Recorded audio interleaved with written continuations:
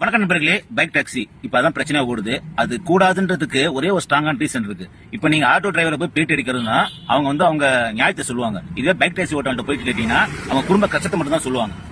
ஏன் சொல்றேன்னா அந்த ஒரே ஒரு ரீசன் என்னன்னா, இப்ப ஆட்டோல எதுக்கு வருஷத்துக்கு ஒருத்தர் எஃப்சி இன்சூரன்ஸ் டபுளா கட்டுறோம் சொல்லுங்க பாப்போம்.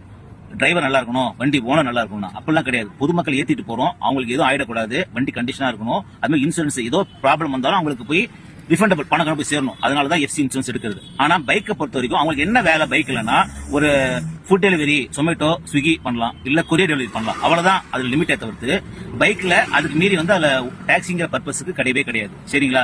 மீறி நீங்க அங்க போய் பேட்டி எடுக்கீங்கன்னா அவங்க குடும்ப கஷ்டத்தை சொல்றாங்க இல்லையா? இப்ப நான் குடும்ப கஷ்டத்துக்கு நான் கொலை பண்றேன் அப்படின்னா அது அக்செப்டபிளா? அதே மாதிரிதான் பைக்ல ஒரு பேசஞ்சரை உட்கார வச்சு ஏத்திட்டு போறோம்னா அது எந்த ஒரு பாதுகாப்பும் கிடையாது. சரிங்களா?